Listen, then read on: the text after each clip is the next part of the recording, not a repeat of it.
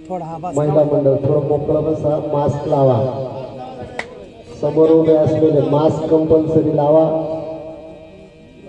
मोकळं अंतर ठेवून बसा। रामकृष्ण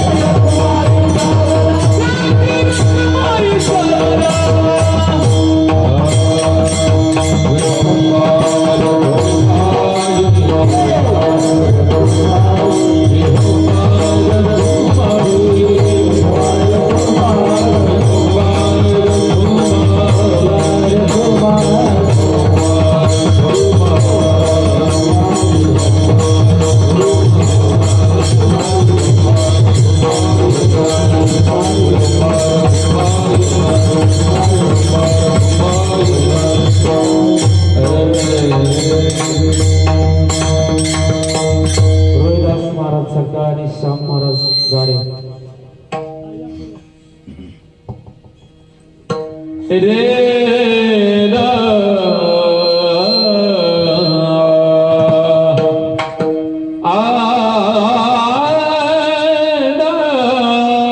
थोडं कमी करायला रे ना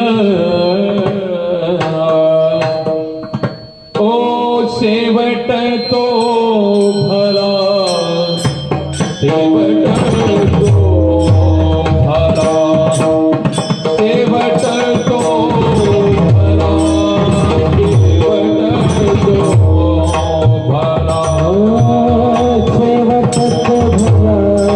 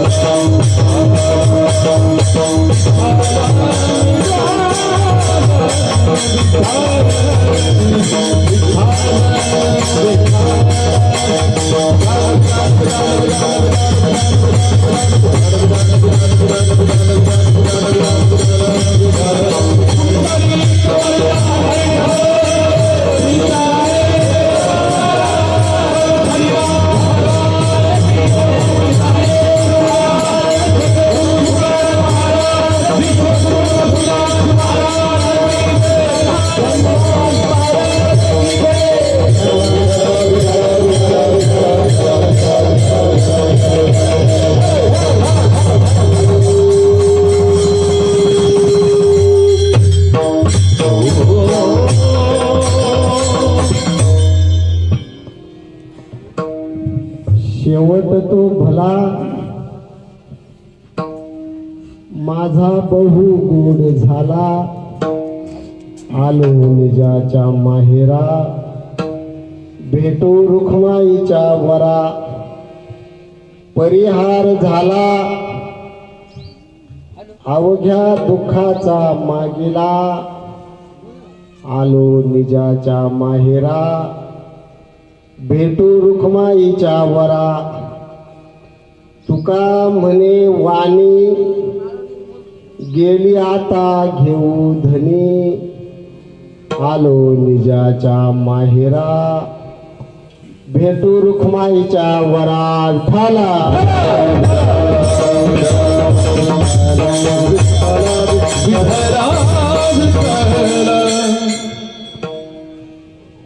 समोर उभे असलेले जे खाली बसा, कीर्तन हा विधी आहे, विधीला विक्षेप चालत नाही. कीर्तन हे शास्त्र आहे, नेहमी सांगतो, परत एकदा ऐका. कीर्तन हे नृत्य आहे, नाच आहे. नाच हा मराठीत 2 ठिकाणी वापरला जाणारा शब्द आहे. वरातीतही नाच होतो, नीट ऐका, आणि कीर्तनातही नाच होतो. जर वरातीतला नाच आणि कीर्तनातला नाच हे दोन्ही जरी एकच असतील का? दोन्हींचा प्रकार एकच असेल का? मग याचा अर्थ दोघांमधला एक नाच आहे. दोघांमधला एक काय आहे? नाच आहे. कीर्तनातला जर नाच असेल तर वरातीतला नाच आहे. नीट आहे का? विक्षेप चालणार नाही. आधी पोहोचलेल्या सूचना भरपूर आहे. कीर्तन हे 12ला 10 मिनिटं कमी असेपर्यंत चालणारच. कोणाची सूचनामध्ये चालणार नाही, विक्षेप चालणार नाही. हा श्राद्ध विधी आहे. बाबा घरचा आहे पण देव पंढरपूरचाच आहे. विठाला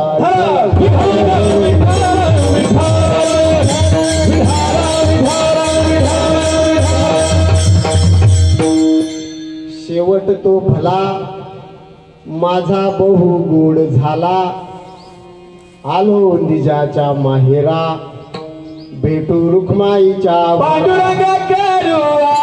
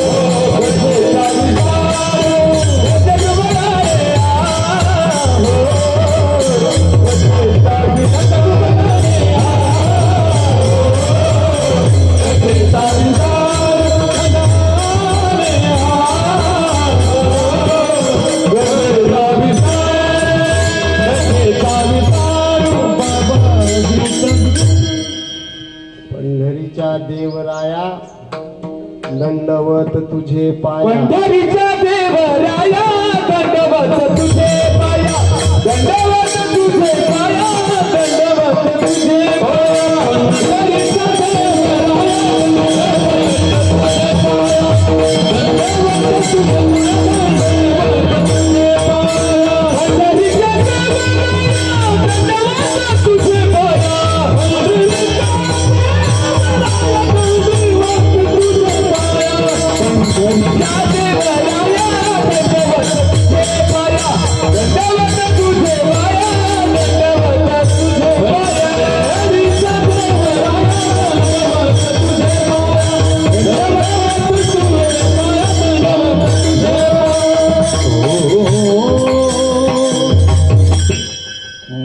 हे पायावरी वारकरी संतांच्या जयांची केलिया स्मरण होय सकळ विद्येंचे अधिकरण तेची वंदू श्री चरण श्री गुरूंचे ते नमस्कारोनी आता शेवट तो भला माझा बहु गोड झाला आलो निजाच्या माहेरा भेटू रुखमाईच्या वरा. प्रस्तुत प्राप्त प्रसंगी कीर्तन रूपी सेवेसाठी घेतलेला अभंग काय होते जगद्गुरु जगद्वंद्य संत शिरोमणी संत सम्राट देहूचे सुप्रसिद्ध साधू वारकरी संप्रदायाची शान हिंदुत्वाचे पंचप्राण आणि भारतीय संस्कृतीचा सन्मान असलेला जगद्गुरु तुकोबारायांचा 4 चरणाचा शेवटाची व्याख्या सांगणारा फक्त 25 शब्दांचा गाथेतला 2184 क्रमांकाचा झाला.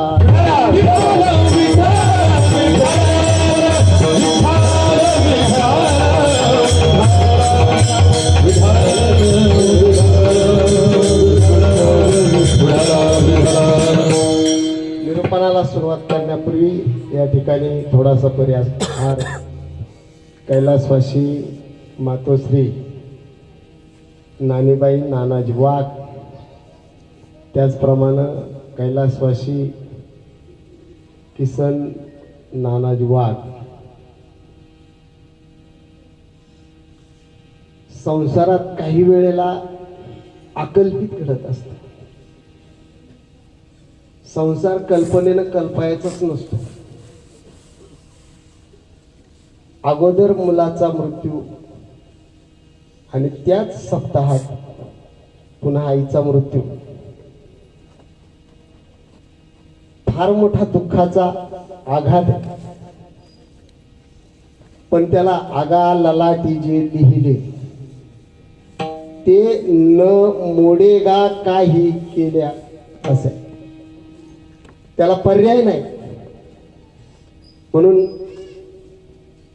अतिशय दुःखाचा असा हा प्रसंग वर्षापूर्वी घडला. त्या दोघा मायलेकरांची श्राद्ध विधी पुण्यतिथी त्या निमित्तानं असलेली ही कीर्तन रूपी सेवा त्या योगानं तुम्हा भाविकांचा सज्जनांचा सेवा करण्याचा आलेला हा योग त्या सेवेला स्वरूप देण्यासाठी आमचे उपलब्ध गुणवंत महाराष्ट्रातील गंधर्व नगरीचे राजे असं मी त्यांना म्हणत आलो नेहमी.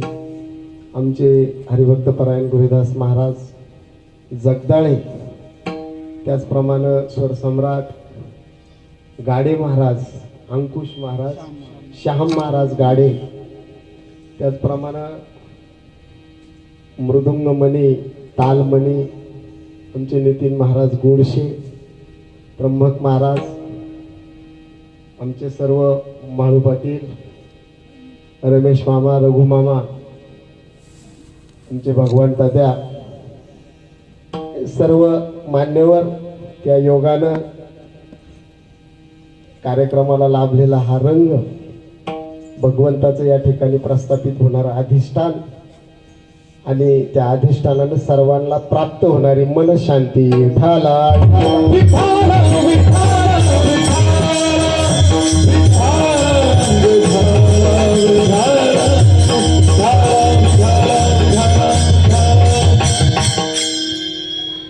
शेवट तो भला माझा बहु गोड झाला आलो निजाच्या माहेरा भेटू रुखमाईच्या वरा. तुकोबाराय सांगतात शेवटाची व्याख्या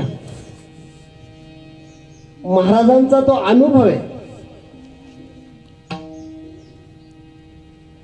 अनुभवानं महाराज सांगतात का माझा शेवट गोड झालाय. ते गोड होण्याचं कारण मला माहेराची प्राप्ती झाली. माझं माहेर म्हणजे पांडुरंगाचं चरण आहे. त्या चरणावर पोचल्यानंतर मला जे मिळालंय ते सर्व सुख आहे. म्हणजे माझं जे निवृत्त झालंय ते सर्व दुःख आहे. आणि आता मला मुखानं बोलून काही प्राप्त करण्याची माझी इच्छा राहिली नाही. माझी वाणी कुंठित झाली, सर्व सुखानं गळा वृत्त झालेला आहे, कारण मी माझ्या माहेराला निवांतपणानं पोचलेलो आहे. हा झाला अभंगाचा थोडक्यात भावार्थ. विठाला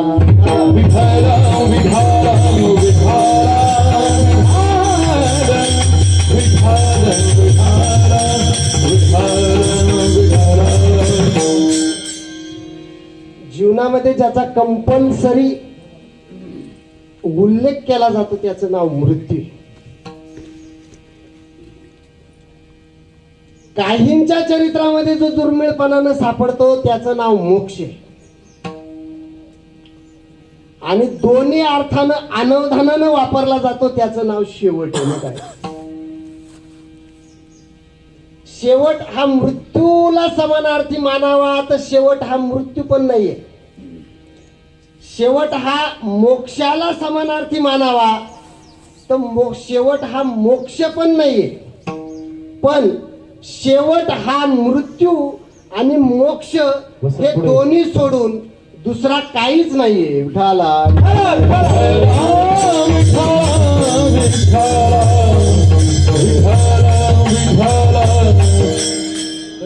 याचा अर्थ शेवट हा मृत्यू नाहीये पण मृत्यू हा शेवट. शेवट हा मोक्ष नाहीये पण मोक्ष हा,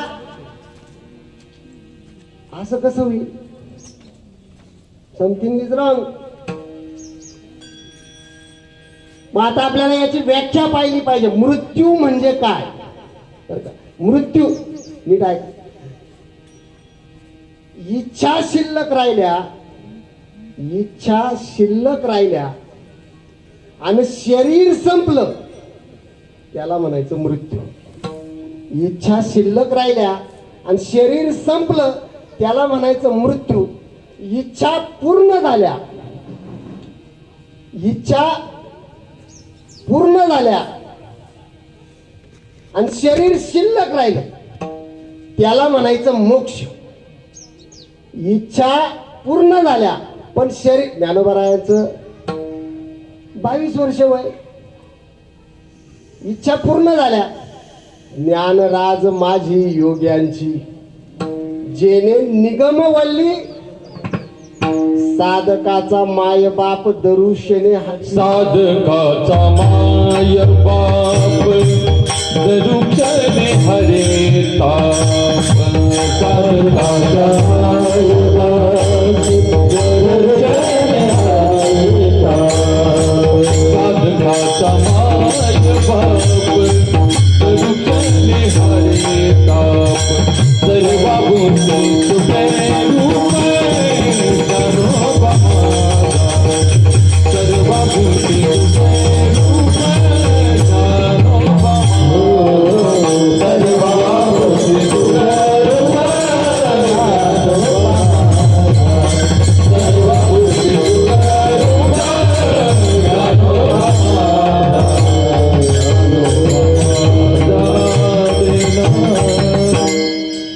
सर्व इच्छा पूर्ण झाल्या, शरीर शिल्लक होतं. मृत्यू त्यांच्याकडे डोकूनही पाहू शकत नव्हता. शरीर शिल्लक होतं. मोक्ष म्हणजे इच्छा अपूर्ण आणि शरीर थकलं त्याला म्हणायचं मृत्यू. इच्छा पूर्ण, शरीर शिल्लक, आयुष्य शिल्लक त्याला म्हणायचं मोक्ष. मग शेवट काय? बरं आता याच्यात परत दुसरी एक गोष्ट अशी काय असतं,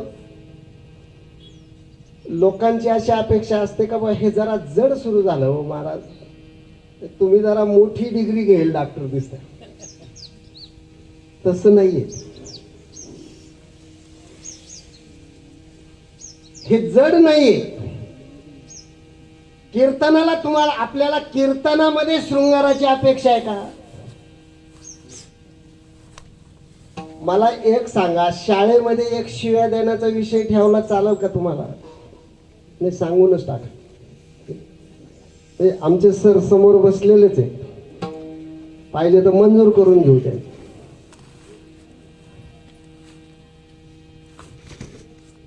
चालेल का? शाळेत शिवाय देण्याचा विषय नाही चालणार. पण कीर्तनात कशी अपेक्षा करता तुम्ही? कीर्तन तर बोध परडी घेऊन सगुण चरित्रे परम पवित्रे भक्ती ज्ञाना हित इतरा भक्ती ज्ञाना हित इतरा भक्ती नकरा भक्ती ज्ञाना हित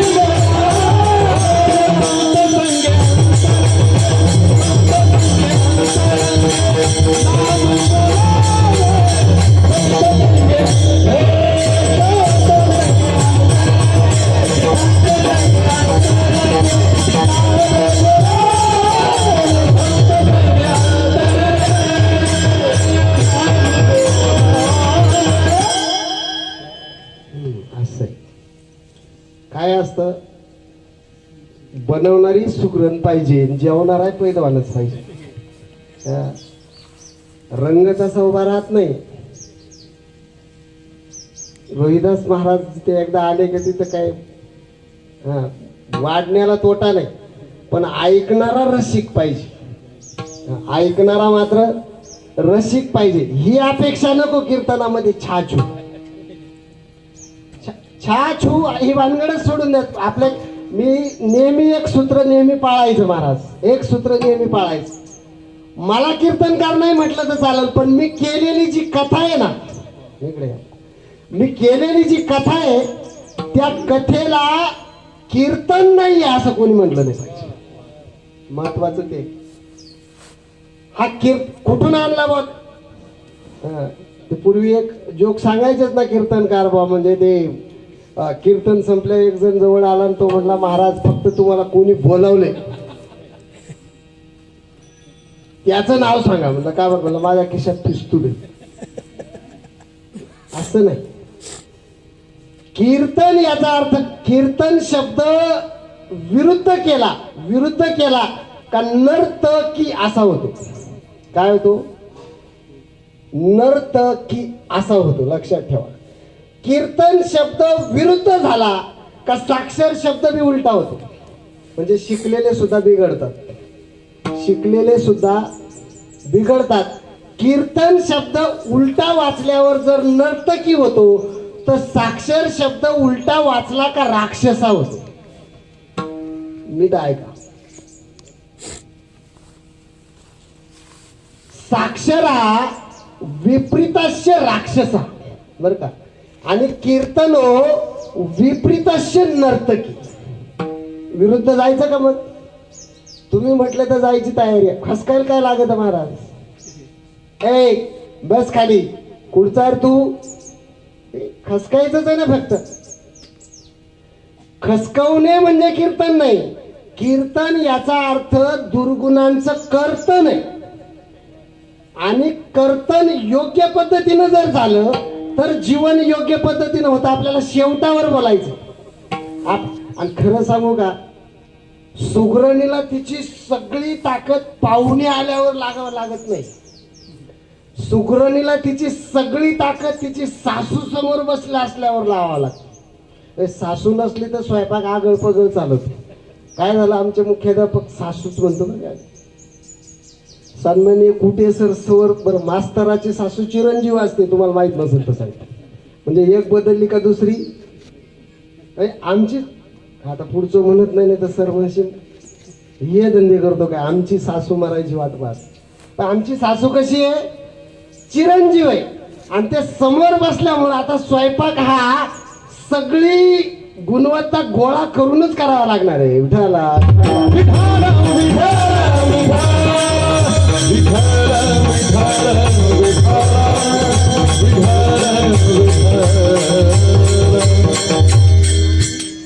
प्रत्येक जण मरणार आहे. तुम्हाला कीर्तनातला एक विनोद सांगतो मी. प्रत्येक जण मरणार आहे, पण आपण मरणारच नाही असं गृहीत धरून चाललंय का नाही? खरा विनोद तर आहे. आपण काय झालं, एक कीर्तनकार कीर्तन करत होते आणि बोलता बोलता त्यांनी सांगितलं बा ह्या गावचे सगळे माणसं मारणार आहे. म्हणजे आपल्याने त्यांनी सांगितलं कीर्तनात, ह्या गावचे सगळ्यांनी तोंड सोडून दिले. म्हणजे एक तर या बुवाचं भविष्य खरं होतं, हे बोंबाललं ते होत आहे. आणि त्याच्यात हे म्हटलं काय, ह्या गावचे, मग सगळ्यांनी तोंड सोडून दिले. पण कोपऱ्यातली एक म्हातारी हसत होती. सगळे तिच्याकडे पाहिले, म्हणले तू का बरं हसती बाई? कीर्तनकाराने विचारलं, बाई हे सगळे मरणार आहे म्हणले आणि तोंड सोडून दिले, तू का बरं हसून राहिली?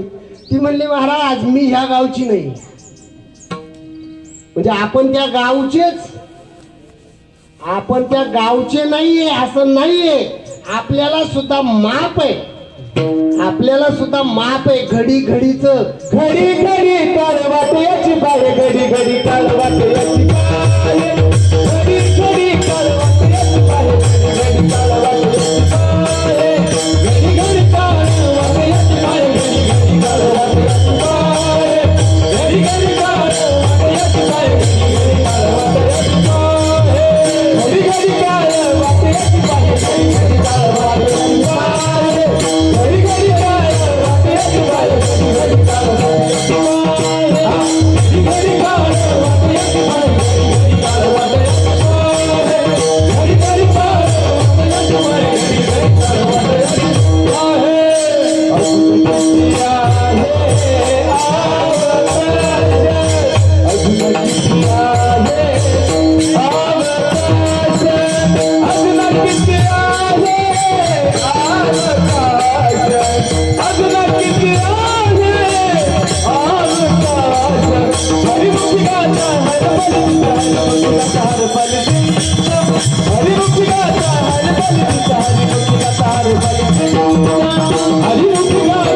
वाटेची बाय, घडी घडी काळ वाटेची सिद्धांत सांगतो तुम्हाला. Death is compulsory but suffering is optional. पाश्चिमात्य तत्वज्ञान. देह जाणार त्याशी विठाला विठाला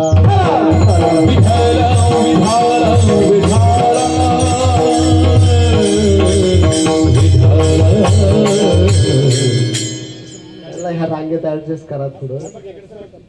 काय असतं, हा थोडस त्याचं मी एक शास्त्र सांगतो तुम्हाला.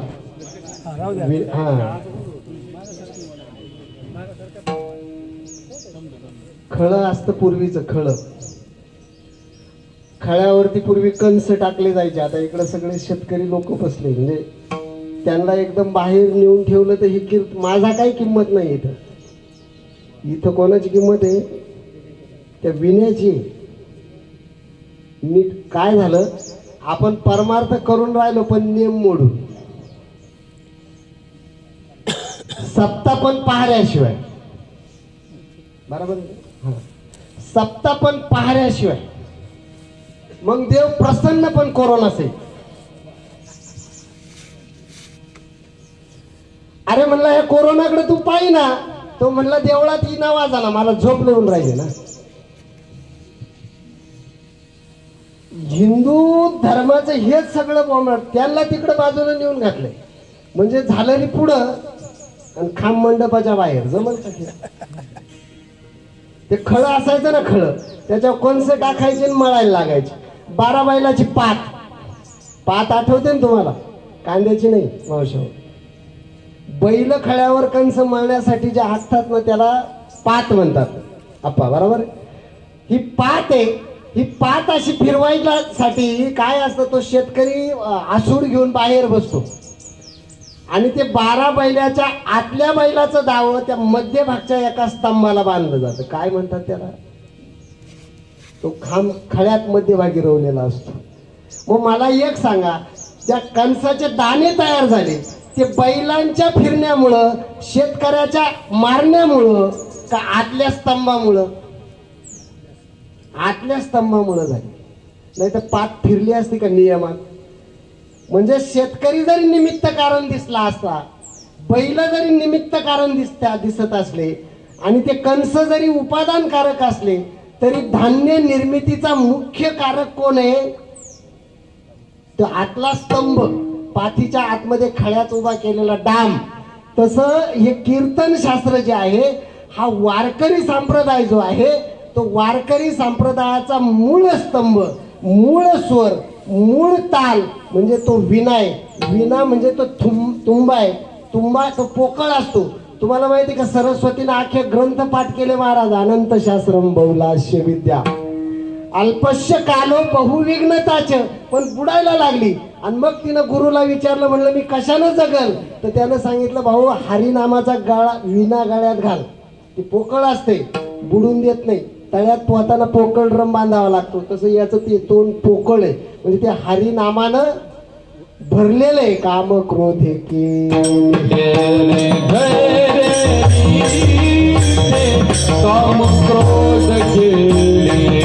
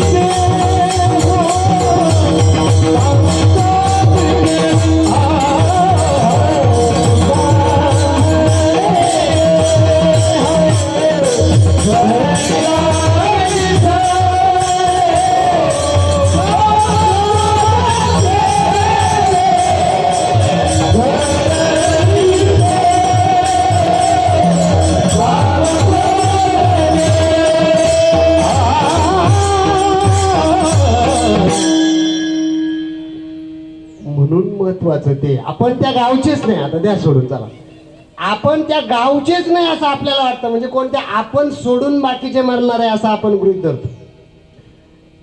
भगवान बुद्धांनी प्रवचन सुरू केले एक ठिकाणी. प्रवचन अगदी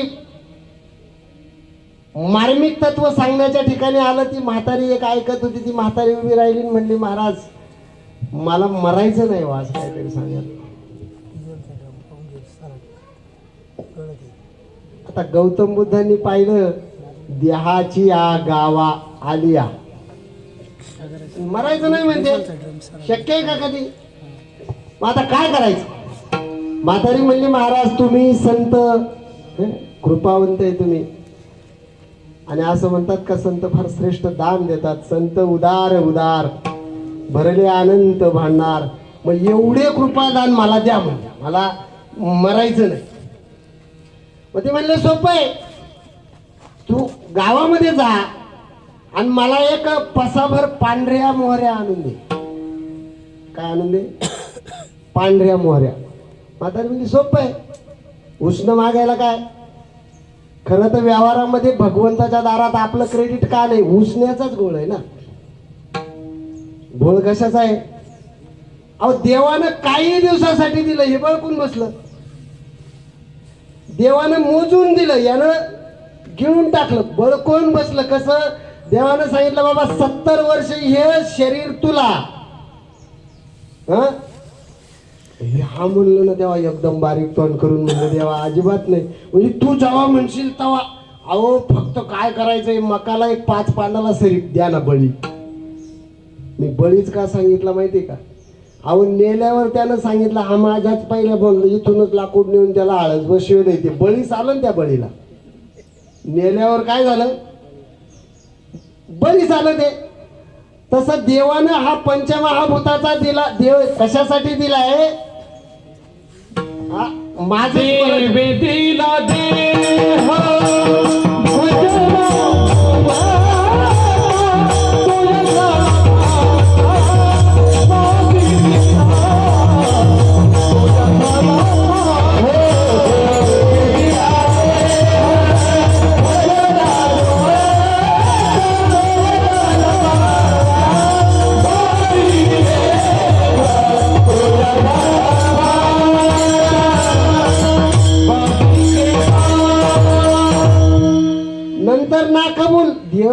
उसना आणीला पाचाचा. पण हे ना कबूल केलं. ती म्हणजे उसनच आणायचं ना, मी जाते. आणि म्हातारी गेली गावामध्ये. थोडी पुढे निघाल्यावर बुद्धांनी हाक मारली, म्हणले मावशी इकडे. म्हणजे काय, मोहऱ्या पसाभरच लागतील आणि पांढऱ्याच मोहरा लागतील, पण मोहऱ्या अशा घरातून आणायच्या बरं का, ज्या घरात याच्या आधी कोणीही मेलेलं नाही.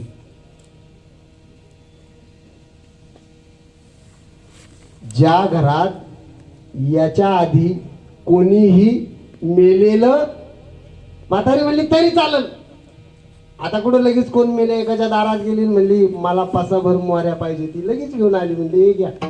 पण ती म्हणली का ग तुझ्या घरात एवढ्यात कोणी मेलंय का? म्हणली एवढ्यात नाही, पण 30 वर्षापूर्वी माझी सासू मेली. मी नाही चालणार, मरणारं घर चालणार. मग पुढच्या घरात गेली. ती म्हटली इथं बऱ्याच दिवसाची मी मौतीचं ऐकलेलं नाही, यांना विचारू. ते म्हणले आता नाही, पण माझा आजा मेलाय 60 वर्षापूर्वी. आजा मेला, पंजा मेला, आजा मेला, पंजा मेला, आजा मेला, पंजा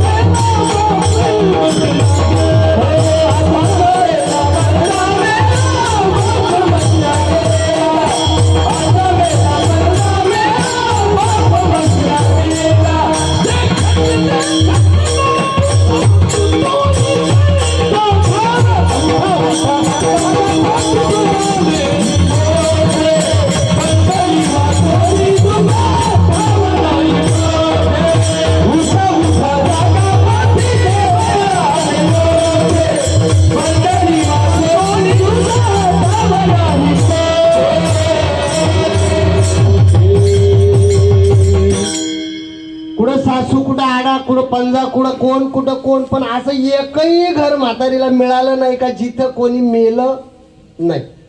म्हातारी निराश होऊन आली. म्हणले आया आणलं का मोहऱ्या? म्हातारी म्हणली महाराज मोहऱ्या तर लई आहे, पण मरणा वाचून कोणीच नाही. मग महाराज म्हणले मी हेच सांगत होतो, इथं जो जन्माला आला तो येथ अवतार सर्व आले सगळे. 9 भी मर गए, 10 भी मर गए, मर गए 10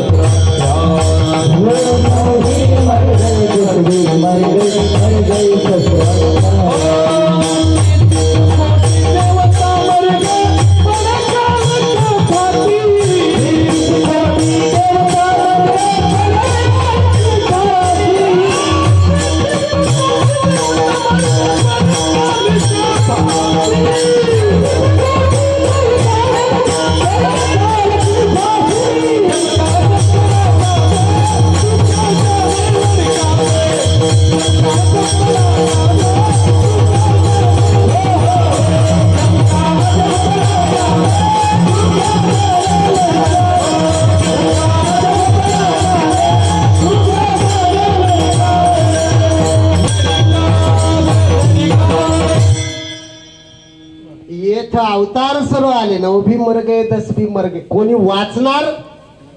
म्हटले मग महाराज या जीवनामध्ये जर वाचणारच नाही तर आपल्या हातात आहे काय? काय आपल्या हातामध्ये? महाराजांनी सांगितलं आपल्या हातामध्ये हे बघा, मृत्यू ठरलेला आहे आणि मोक्ष अप्राप्त आहे. नीट ऐका, मृत्यू ठरलेला आहे आणि मोक्ष अप्राप्त आहे. मग तुम्हाला कशाचा निर्णय करता येईल माहिती का? शेवटाचा. मृत्यू तुम्ही बदलवू शकणार नाही आणि मोक्ष सांसारिक मिळवू शकणार नाही, पण शेवट होण्याचा निर्णय मात्र त्याला घेता येईल. शेवट निर्णय. पन्हाळगडावरून छत्रपती शिवाजी महाराज सुटले.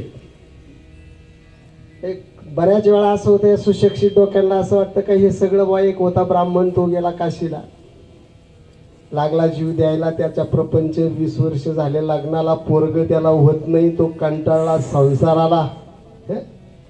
बरोबर. मग गंगेच्या घाटावर गेला, नदीत उडी टाकायला ना, आता तो मरणारच. एक साधू प्रगट झाले, जय श्रीराम. तरुण डोक्याला असं वाटतं काय जमे याच्यामध्ये, रोजच ते. मध्ये साधू म्हणले अरे बाबा जीव नको देऊ. म्हणला वत्सा जीव देऊ नको, काय तुझी अडचण आहे? म्हणले 20 वर्ष झाले लग्नाला महाराज, आपत्ती नाही पोटाला, मग ते म्हणले मी तुझ्यावर प्रसन्न आहे, बिना तापाचा होय. बिना तापाचा प्रसन्न, मी तुझ्यावर प्रसन्न आहे. मग त्यांनी घातला जोडीमध्ये हात, हातात मध्ये घेतलं भस्मन दिलं त्या ब्राह्मणाच्या हातावर. म्हणले घरी ने पाण्यामध्ये खलवण, बायकोला 2 वर्षात तुझा पाळणा. ही 5 अवताराची कहाणी. 60 उत्तरी सफळ गेले सगळे तरवाटगडी उठून. म्हणले याच्यात दडबी ज्ञान नाही, हे सगळं थापा. हे का बापा नको मारू थापा, असो खऱ्या असो खोट्या, नाही नशीब नशीब तळ हाताच्या रेव. काय दम आहे म्हणले याच्यात. त्याच्यामुळे ही तरुण पिढी इकडे येईना महाराज. परमार्थ कन्वर. एकानं गाय आणली, गाय 40 लिटर दूध द्यायची, 81,000 किंमत ठरली महाराज. 81,000 किंमत ठरली. गाय घरी आली, त्यानं सांगितलं आमच्याकडे 12 बिघे घास आहे. दूध किती देती? 40 लिटर किंमत घेईन, 81,000. हा म्हणला चालन. घरी घेऊन आला, पण गाय होती प्रवराच्या काठाची ना आणली दोडीच्या माळकांडा. इडे हिरवं ताट पाहिला नाही. 5 वर्ष 2012 पासून दुष्काळ. शेतकऱ्याचे 12 वाजे काळी जरद बाजरीची वैरण ती गाई पुढे टाकली. दुसऱ्या दिवशी गाईनं दूध दिलं 12 लिटर. किती? तिसऱ्या दिवशी 6, चौथ्या दिवशी 2.5, 5व्या दिवशी बसली. 81,000 पाण्यात गेले. यानं फोन केला, म्हणला अरे 40 लिटर दूध म्हणून 81,000, 81च घेईन म्हटला म्हणून 81,000. आणि माझ्या गळ्यामध्ये ही 2.5 लिटरची गाय ती बी बसली. म्हणलं काय खाऊ घातलं? म्हणलं बाजरीची वैरण. अरे म्हणलं आमच्याकडे 12 बिघे घास आहे, तिला हिरवं खायला घाला लागेल. तो म्हणला माझ्याकडे हिरवं तर काही नाही, पण चांगल्यात चांगलं म्हणलं तर ज्वारीचा वाळेल कडबा आहे, पण तिथं तिला हिरव्याची सवय, ती त्या वाळल्याला तोंड लावित नाही. म्हणलं मग असं कर, पैसे पाण्यात जाऊ नको, पेट्रोल पंपावर जाय. चष्मावाले टेबलवर चष्मे विकत बसले. त्याच्यातला एक हिरव्या मोठ्या मोठ्या काचाचा चष्मा घे, 2 जागी तोड, आणून त्याला मध्ये दोरी लाव, गाईला ऍडजस्ट कर. दोन्ही डोळ्यावर हिरव्या काचाचा चष्मा लाव आणि किती बी कडबा टाक. अशी गाय बिलागली. 3 दिवसात पुन्हा 41 लिटर. काय बदललं? चारा बदलला का दृष्टी? चारा बदलला का दृष्टी बदलली? गायीची दृष्टी बदलली, कारण ते हिरव्या काचा डोळ्याला आल्यावर तिला ते चारा हिरवा दिसायचा, खायची वैरणच. तसं यांचा चारा म्हणजे प्रस्थानत्रयी, ही गीता, हे गाथा, हे ज्ञानेश्वरी, हा चारा बनवू नका. पण ह्या बोडक्या डोक्यांची, बिगर टोपी घालणाऱ्यांची काय बदला? हा व्हिजन चेंज करा. यांची दृष्टी चेंज करण्यामध्ये कीर्तनकारही कमी पडले, शिक्षकही कमी पडले, सगळ्यात जास्त पुढारी कमी पडले. आली का भानगड? पुन्हा पुढाऱ्याचा जीड कार्यक्रम. ते बी दुखणंच असते. पण समाज धुरीन कमी पडले, हे मात्र दृष्टी चेंज करण्यामध्ये यांच्या कमी पडल्यामुळं आपल्याकडून आपल्या संस्कृतीचा काय होतो? अवमान होतो. काय होतो? अवमान होतो. सगळ्यात महत्वाचं ते आपल्याला शेवटचा निर्णय घेता येईल म्हणून मी तुम्हाला दृष्टांत भागवतातला नाही, पन्हाळ गड्यावरून शिवाजी सुटला. मास्तर आहे, मुद्दा इसरत नाही देणार. ठेवा विठाला.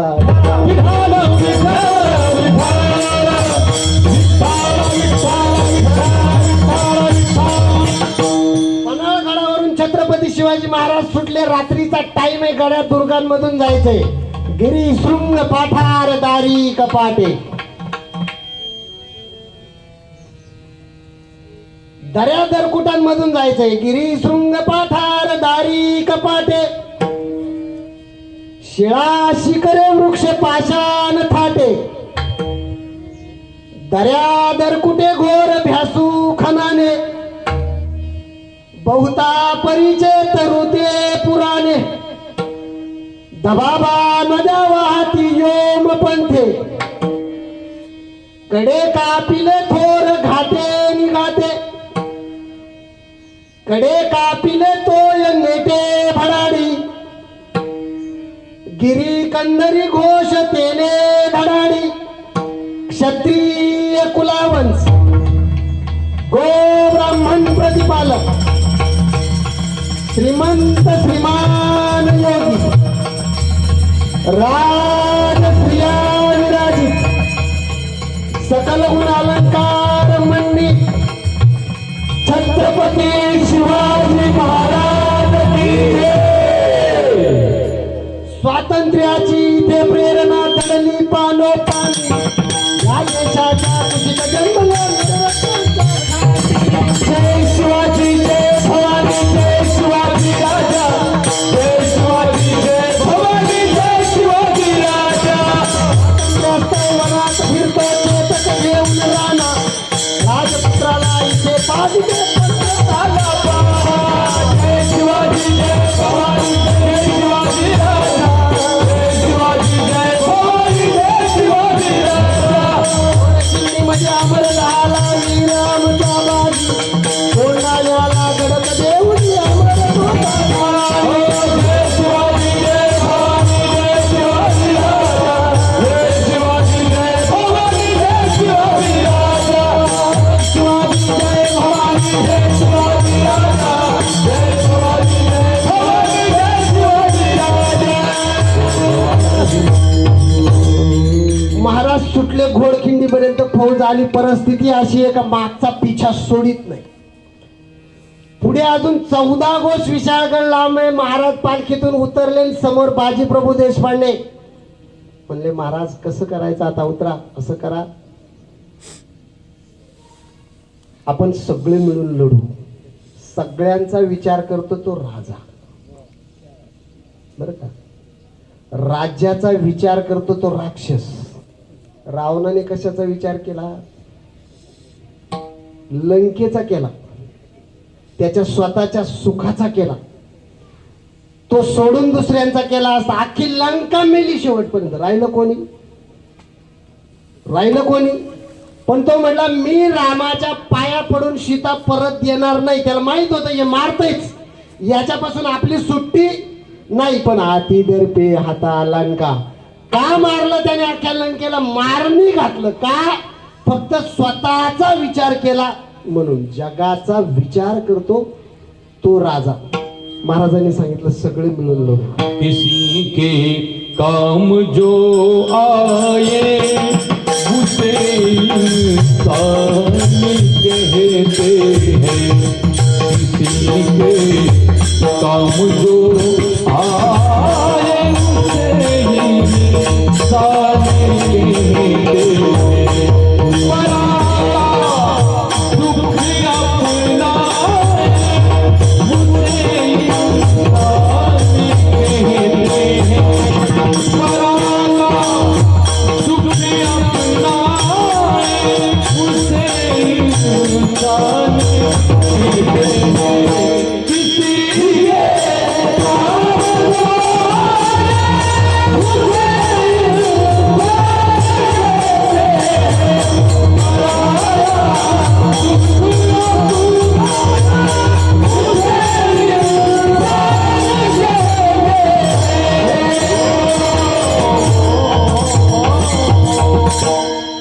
पण बाजीप्रभू देशपांडेंनी सांगितलं महाराज हे जमणार नाही. हा सगळा प्रयत्न कशासाठी आपला. हा प्रयत्न आहे हिंदवी स्वराज्याचे पालक सांभाळणं. तुम्हाला पोचायलाच लागेल महाराज. तुम्ही पालखीत बसा ही माझी आज्ञा. बाजीप्रभूंनी आज्ञा दिली. महाराज पालखीत बसले आणि विशाळगडाच्या वाटेला लागले. 300 बांधल बरोबर 300 घोडखिंडीमध्ये राहिले. सिद्धी मसूद चालू ना. हे नाव तरी किमान तुम्ही हे नव्या पोरांना सांगा. अहो यांना एका मास्तरने विचारलंय सांगा अफजल खानाचं पोट कोणी फाडलं. ते इतकं घाबरलं. ते म्हणलं सर मी नाही फाडलं.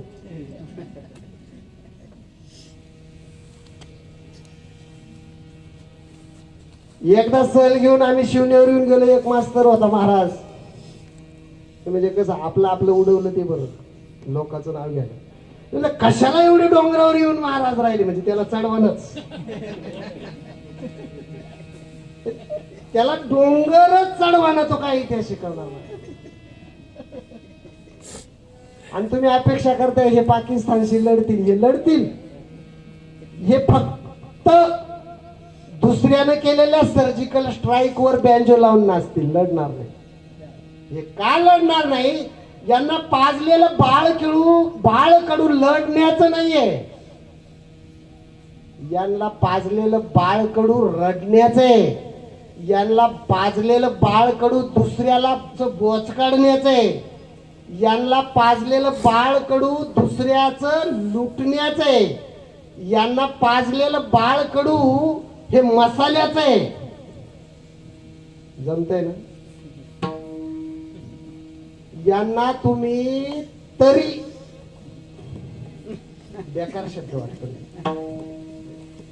काय पाजली तरी, मग हे झिंगत बसले घरी, यांच्या तोंडात येईना हारी, आणि जुन्या म्हातारीच्या भाषेमध्ये यांच्याहून एकदाची जाईना मरी. विठाला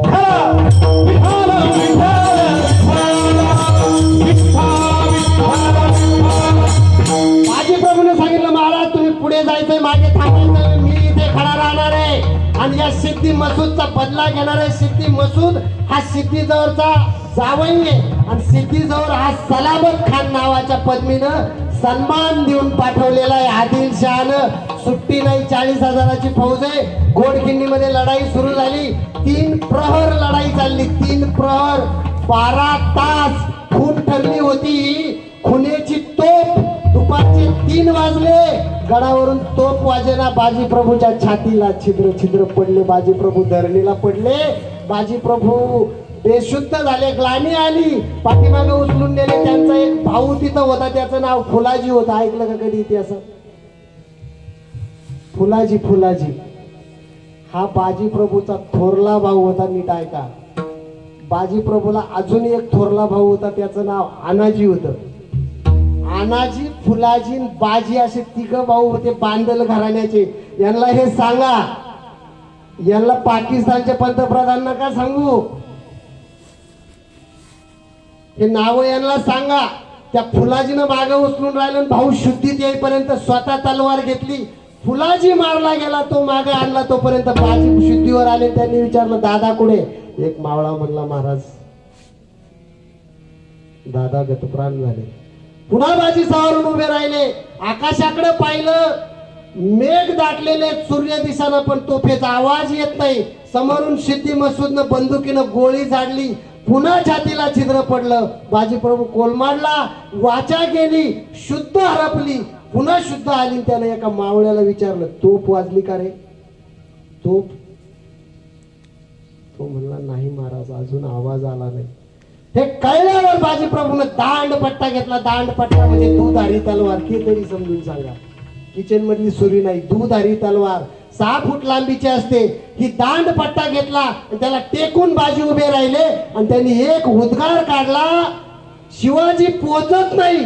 आणि हा बाजी उमरतो कसा, तेवढ्या धडाड धुम तोफेचा आवाज झाला. आणि मग बाजी प्रभूने दांडपट्टा सोडला आणि घोडखिंडीमध्ये आपलं शरीर खाली टाकलं. तुकोबाराय सांगतात अभंगाचं पहिलं, ओ शेवट तो भला हो, शेवट तो भला हो,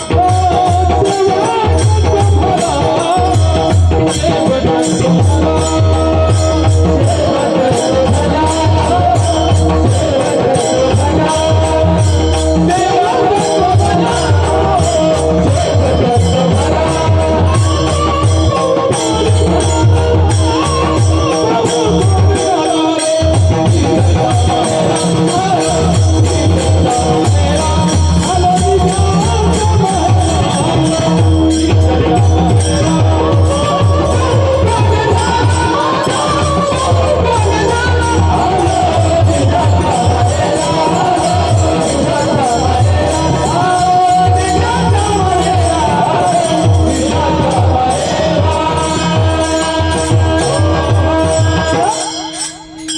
तो बाजी प्रभूचं आयुष्य संपलं होतं का?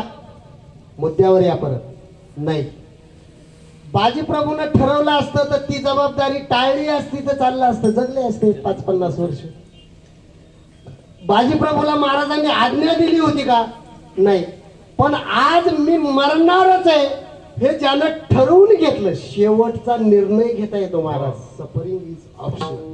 शेवटाचा निर्णय घेता येतो, कारण यापुढे किती जगलो तर काय होणार आहे त्याच्यापेक्षा आजचा दिवस महाराष्ट्रातल्या इतिहासाचं गोल्डन पेज आहे. सोनेरी पान आहे हे बाजीप्रभूंनी ओळखलं. शेवट तो आता अध्यात्मातला एक दाखला, कारण लयच इतिहास पाजला तर मग सप्त्यावाले मला तारखा द्यायचे नाही.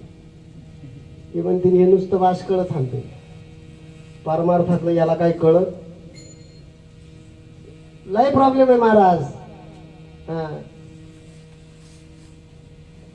शूर्पणखा रडत रडत गेली. रामायणातली कथा आहे महाराज. तुम्हाला मी परत आकडे सांगतो. ज्ञानेश्वरीच्या 9036 ओव्या आहे. हे इकडचे कोपऱ्यातले आहे का. भागवताचे 18,000 श्लोक आहे. रामायणाचे 24,000 श्लोक आहे. म्हणजे वाल्मिकी रामायणाचे. भावार्थ रामायणाच्या 40,000 ओव्या आहे. आकडे काय का. गीतेचे 700 श्लोक आहे. गीतेमध्ये 4 जण बोलणार आहेत. धृतराष्ट्र, संजय ही एक जोडी. आंधळा आणि त्याचा गडी. एक तर आंधळा नसावा आणि त्याच्यात आंधळ्याला निष्ठावान गडी नसावा, पण ती पहिली जोडी गीतेमध्ये. दुसरी जोडी आहे भगवंत आणि अर्जुन. पण ज्ञानेश्वरी जर उचकली तर ज्ञानेश्वरीमध्ये मात्र 6 जोड्या.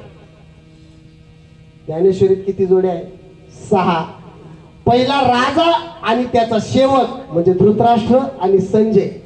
तिसरा देव आणि त्याचा भक्त म्हणजे भगवंत आणि अर्जुन. आणि ज्ञानेश्वरीमध्ये एक जोडी वाढली, ती म्हणजे गुरु आणि त्याचे शिष्य. ही एक जोडी वाढली. कोणती? निवृत्तीने दिधले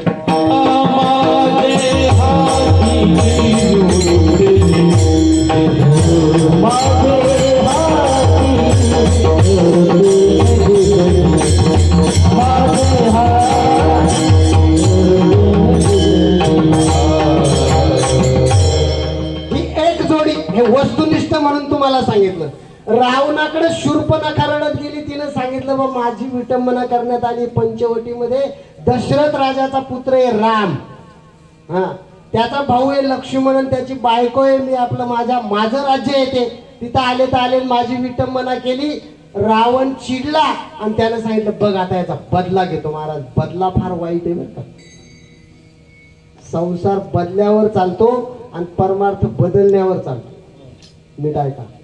संसार बदल्यावर चालतो आणि परमार्थ बदलण्यावर चालतो. तुम्ही आतून किती बोंबा किती मारल्या मोठमोठ्यानं त्याला काहीच महत्व नाही. ज्ञानदेवा मौन जपमाळ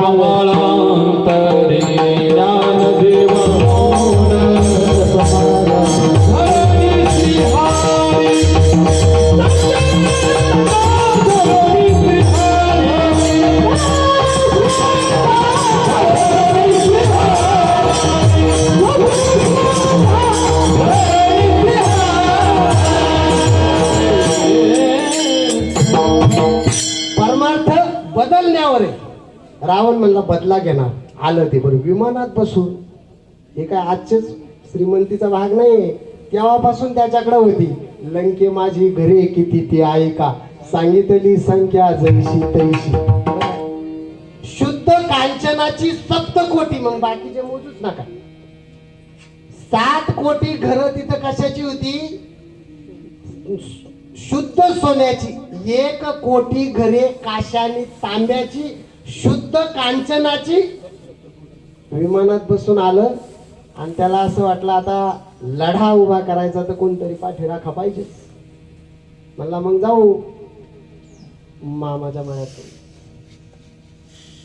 मामाचा माळा बरं का, रावणाच्या मामाचा, आपला नाही. आपल्या माळ्यात सीताफळ स्वीट उगत नाही. रावणाच्या मामाचा मळा, त्याचं मारीच नाव. याचं विमान उतरल्याबरोबर मारीच मामानं पाहिलं आणि त्याच्यावर वाकडीच पडली. कारण काही भाषा अशा असतात येऊ नये आणि काही भाषा अशा असतात यावे. काही मामा असे असतात त्यांनी येऊ नये आणि काही मामा असे असतात त्यांनी. मामा जर शकुनी असेल तर यावा का तिकडच तरफडावा. बदलाच आहे तो. शकुनीने हस्तिनापूर मध्ये राहून बदला का घेतला तुम्हाला माहित आहे का कथा? खरं महाभारत तुम्ही वाचलंच नाही. बदला असा होता का भीष्म फिरत फिरत गेले आणि त्याला त्या आंधळ्याचं लग्न करायचं होतं धृतराष्ट्राचं. कारण त्याला जबाबदारी घेतली होती सत्यवतीकडून, तुझ्या पोरांचंही लग्न करील, त्यांच्या पोरांचंही करील आणि जो आहे तोपर्यंत तुझ्याच संसार पुरा करील. अशी जबाबदारी होती. मग आता पुतण्यांचे केले, मग भावांचे केले चित्रवीर्य आणि विचित्रवीर्य, मग पुतण्यांचे केले कोणाचे, पंडू, धृतराष्ट्र आणि विदुर, आणि त्याच्या पुढे पुन्हा नातवंडांचे केले. मग त्याच्यामधलं पुतण्यांमध्ये थोरला धृतराष्ट्र हांदाळा पोरगी कुठं देईना पाथर्डी शिवाय पर्याय नाही. पाहणारा भीष्म, संपदा तर लाई, पण पाथर्डी शिवाय म्हणले दुसरं कोणी सांगून देणार नाही, स्वतः भीष्मच रथात बसले. आपण रावणाच्या विमानातून उतरलो हे ध्यानात ठेवा, नाही तर मग तास जायचा संपून आणि तुम्ही म्हणायचे महाराज मामाचं विमान आलंच नाही. हा असं नको. मग भीष्म स्वतःच रथात बसले, गांधार देशात गेले. पोरगी पटली गांधारी, आणि त्याने त्या गांधार नरेशाला सांगितलं तुझी ही पोरगी माझ्या पुतण्याला फिक्स. बरं आता भीष्माला पाहिल्यावर नाही कंच म्हणा, ऐपते कोणाची. तो म्हणला महाराज दिली कन्या दान. अहो दिली म्हणजे पण पोरग कसं आहे काय सांगायचं आता. पोरग विचारायचं कोणी, सांगायचं कोणी.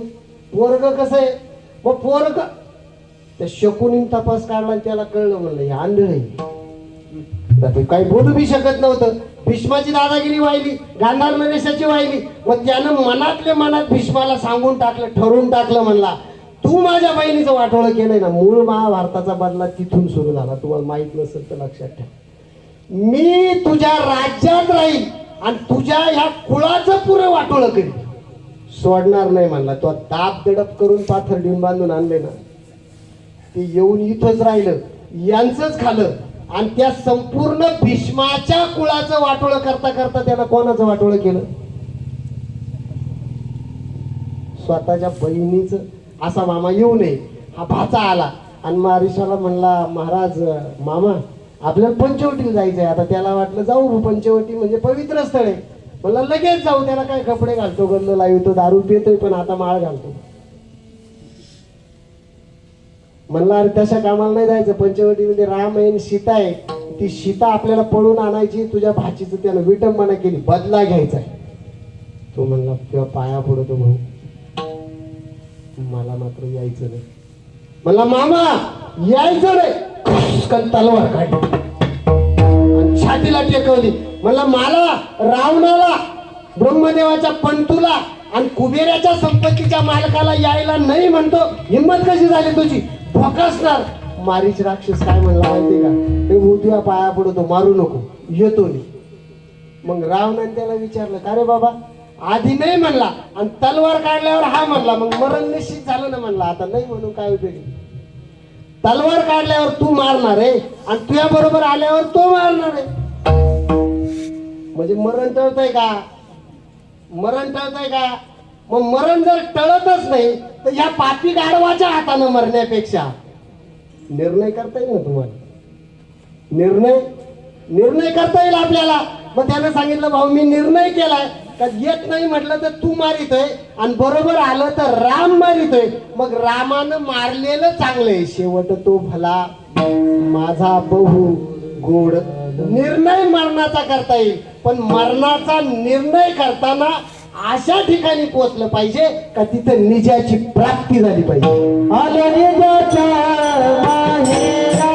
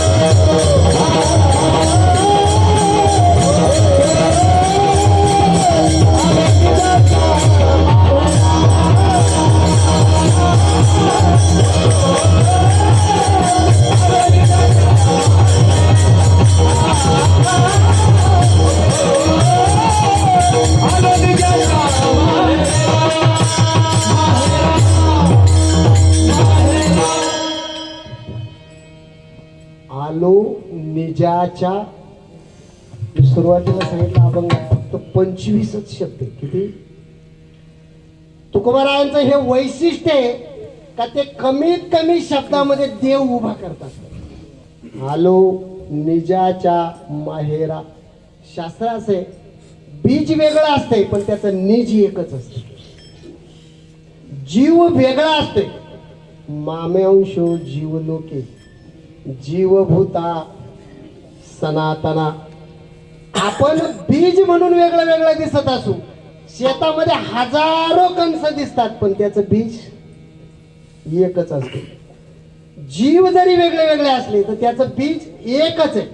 आणि ते बीज आहे वारकरी संप्रदायामध्ये आता याच्यात पुन्हा एक गंमत आहे. तुम्हाला अजून एक गंमत सांगतो. तुकोबाराय उल्लेख असा करतात कोणत्याही गोष्टीचा, महाराज त्यांचं वैशिष्ट्य आहे का ते अतिशय मार्मिक. हे पहिला अभंग आपल्या गाथेचा पहिला म्हणजे सगळ्यांचाच पाठ. सुंदर ते ध्यान उभे विटेवरी. हा शेवटपर्यंत तुम्ही म्हणून पायाच्यात कुठं विठ्ठलाचं नाव दिसतं का? नाही दिसत. अजून तुम्हाला पुढे जाऊन सांगतो. गीतेत कुठे विठ्ठल आहे का महाराज? गीतेत विठ्ठल नाही. रामायणात विठ्ठल नाम आहे का? नाही. विष्णू सहस्रनामामध्ये विठ्ठलाचं नाव आहे का महाराज? नाही. विष्णू सहस्रनामात विठ्ठल नाही, रामायणात विठ्ठल नाही, ज्ञानेश्वरीत सुद्धा कुठे विठ्ठल. हा विठ्ठल आला कुठे? आपल्याकडे तर विठ्ठल सोडून काहीच नाही. आणि विठ्ठल तर मूळ ग्रंथांमध्ये कुठेच. तुकोबारायांनी सांगितलं बाबा हो, विठ्ठल हे निज आहे आणि निजाला नाव नसते. निजाला नाव नसते. नाव कोणाला असते? जे स्थल व्यापक आहे, जे काल व्यापक आहे, जे परिचिन्न आहे. मला नाव आहे कारण मी परिचिन्न आहे, अपरिचिन्न नाहीये, परिचिन्न आहे. एका विशिष्ट काळामध्ये जगणार आहे आणि एका विशिष्ट काळामध्ये नसणार आहे. गंगेला नाव आहे कारण एका विशिष्ट ठिकाणी उगम पावणार आहे आणि एका विशिष्ट मर्यादेपर्यंत वाहणार आहे. नंतर तिचं वाहन संपणार आहे तेव्हा गंगा समुद्र होणार आहे, यमुना समुद्र होणार आहे, कावेरी समुद्र होणार आहे, शरयू समुद्र होणार आहे, गोदावरी समुद्र होणार आहे.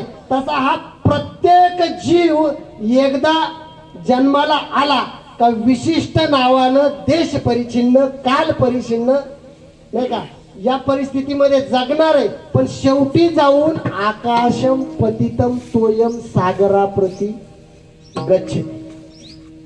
बरोबर. आकाशातून पान पडलेल्या पाण्यामुळे उगम पावलेल्या सगळ्या नद्या शेवटी सागरांप्रती गच्छति, समुद्राला जाऊन मिळणार आहे. तसं सर्व देवम नमस्कारम केशवाप्रती. हे सर्व जीव शेवटी ज्याला जाऊन मिळतात त्याला म्हणायचं आलो निजाच्या माहेरा.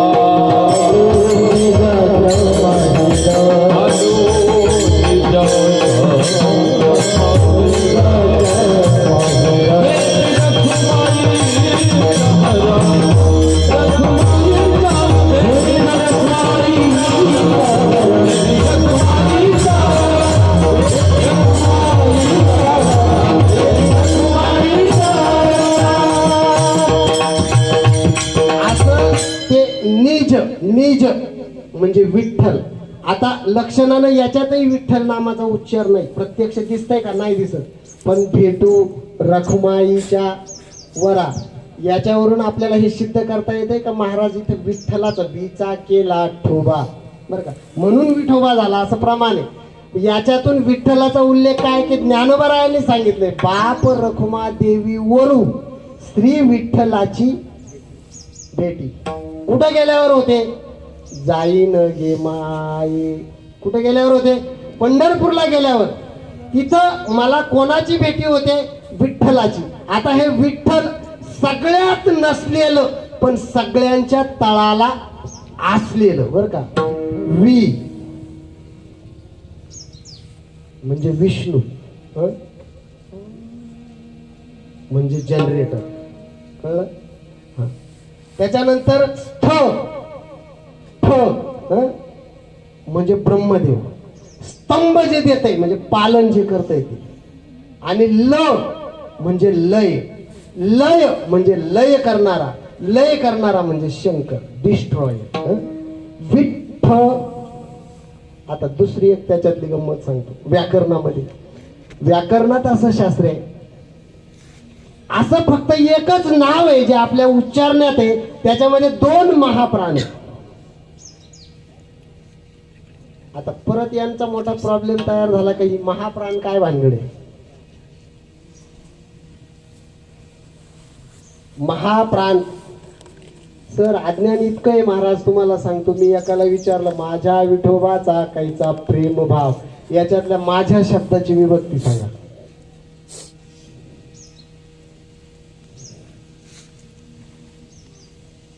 सगळ्यांना असं वाटलं हे युरोपमधून आले प्रश्न विचार, त्यांच्या डोक्यातच नाही माझ्याला विभक्ती असू शकते. आपल्या भाषेबद्दल, आपल्या शास्त्राबद्दल, आपल्या देवाबद्दल, आपल्या मंदिराच्या रचनेबद्दल, घराचं दार पुरवेलाच का, हा प्रश्न आता भारतातले लोक विचारतात. मग बांधा दक्षिणेला, काय बिघडलं? नाही कोण म्हणतात. आपल्याला आत्मीयताच नाही काही. माझ्या विठोबाचा कैसा प्रेम भाव, याच्यातल्या माझ्या शब्दाची विभक्ती. तर माझा म्हणजे काय? आता एखाद्याला माझं म्हणायचं असेल, नीट ऐका, तर त्याच्यासाठी मी कोण हे पहिलं ठरावं लागतं. नीट ऐकताय तुम्ही? एखाद्याला माझं म्हणायचं असेल तर त्याच्यासाठी मी, माझा नवरा असं म्हटलं म्हणजे मी कोण आहे? त्याची बायको, हे पहिलं ठरतं ना. माझा बाप म्हणजे मी कोण आहे? त्याचा मुलगा. माझी आई हे ठरतं, तेव्हा मी कोण आहे? तिचा. मग मी कोण आहे हे ठरल्यावर मीचा कोण आहे? मीचा. मी कोण आहे हे ठरल्यावर मीचा कोण ठरलं का नाही? मग विभक्ती कोणती झाली? माझ्या शब्दात चाचीचे दिसत नाही, पण मीचा कोण आहे म्हणल्यावर चाचीचे दिसले. आता विभक्ती कोणती झाली? षष्टी. ठाला.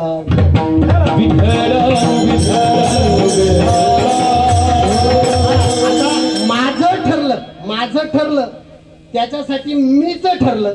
मी ठरला, मी कोण आहे? तुकोबाराय सांगतात मी सासूरवासी नाही, म्हणूनच माहेराचा प्रश्न येईल ना. अहो जिचं लग्नच नाही झालं ती म्हणले मी चालले माहेरा, थोबाडने जोडणार का तिथून? तू माहेरालाच आहे, तुला नेऊन घालायचा प्रयत्न चाललाय रात्रंदिवस, तू जात नाही. म्हणजे जी सासूरवासी नाही ती कुठं जात असते? याचा अर्थ तुकोबाराय म्हणतात आलो, याचा अर्थ होते कुठं? सासूरवासात. सासूरवास कोणता? सासूरवास संसाराचा. त्या संसारानं इतकं नाडलंय तुकोबारायांना, त्या संसाराच्या सासूरवासातून तुकोबाराय म्हणतात मला मर्म सापडलं, मला तत्व सापडलं आणि मी सुटलो. एरवी संसार म्हणजे कसा आहे? दुःख बांधवडी. दुःख बांधवडी अरे हा संसार, दुःख बांधवडी अरे हा संसार, दुःख बांधवडी अरे हा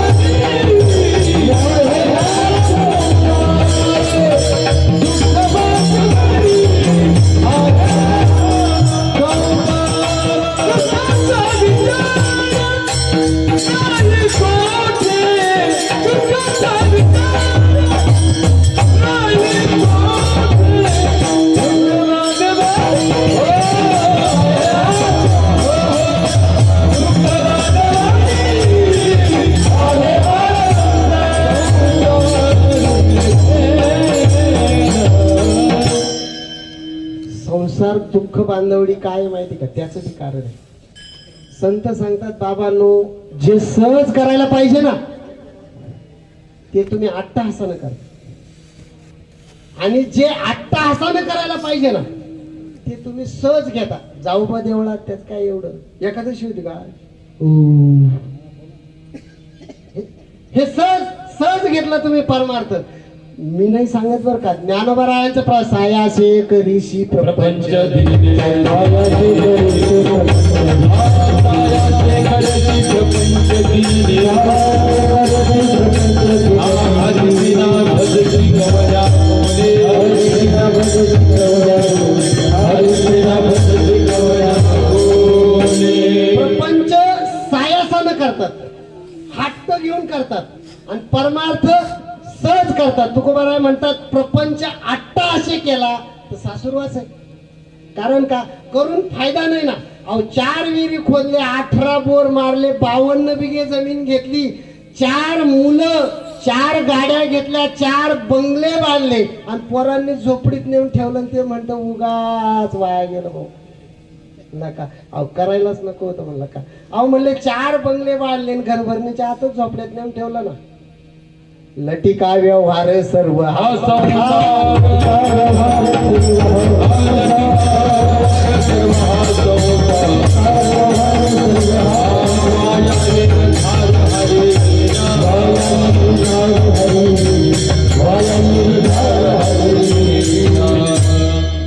लटिका सायाशे केला वाया गेला म्हणजे मिटलं. याचा अर्थ संसार सायासनं करू शकत नाही. मग तुकोबारायांचं दुसरं प्रमाण, माझ्या विठोबाचे नाम आट्टा हसे उच्चारा का, ते तुम्हाला स्थिती देईल, ते तुम्हाला गती देईल, ते तुमची प्रगती करील. म्हटले पण अहो माग लय पाप करून ठेवले ना, मागचं काय, मागून लय दुःख आणले ना. तुकोबारायांनी सांगितलं मी जबाबदार आहे त्याला. मागून किती बी जरी दुःख आणले पण तुम्ही योग्य स्थळापर्यंत जर पोचले तर तुमच्या दुःखाचा परिहार होईल. 3रं चरण परिहार झाला, परिहार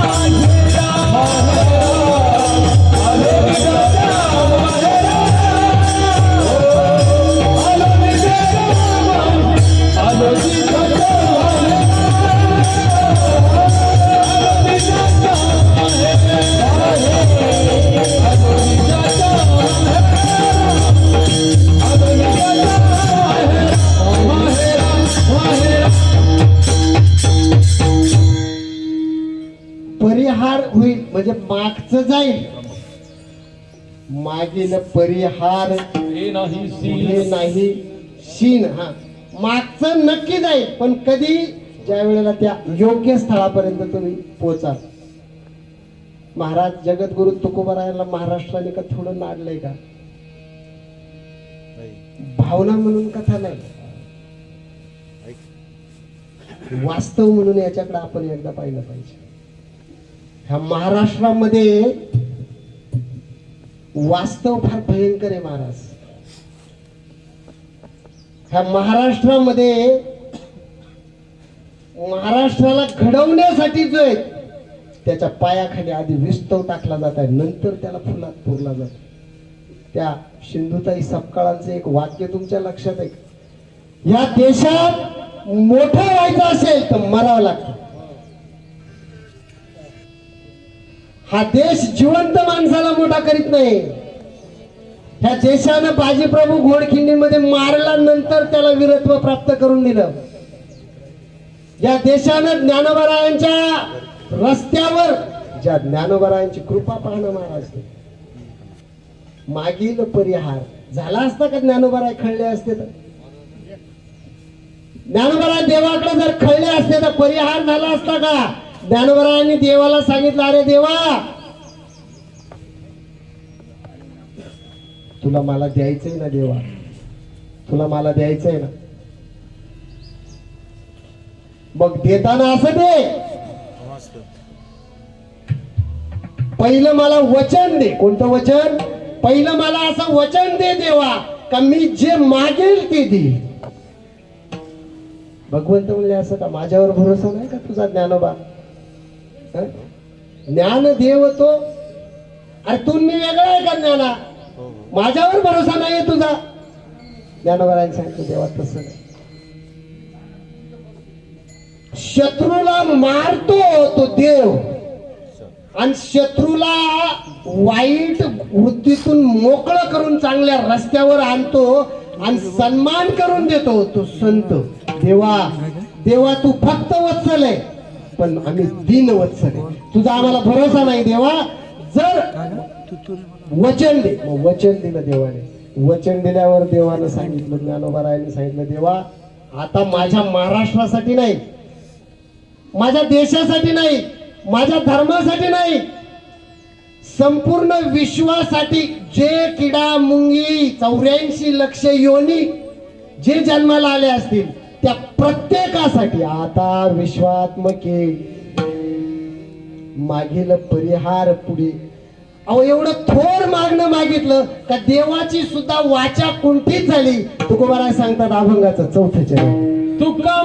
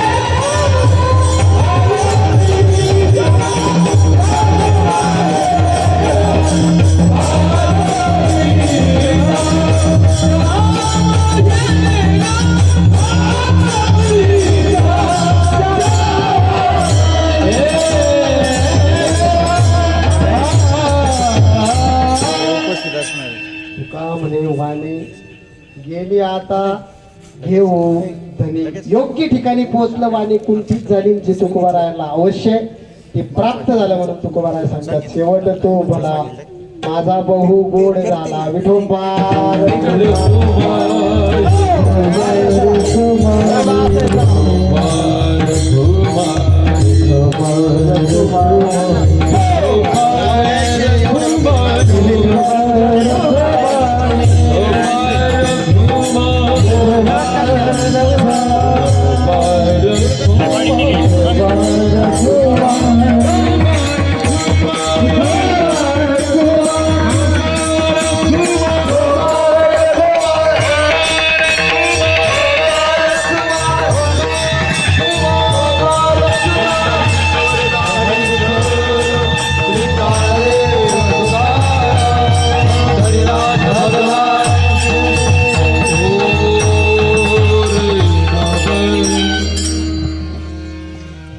शेवट तो भला माझा बहु गोड झाला आलो निजाच्या माहेरा भेटू रुखमाईच्या वरा.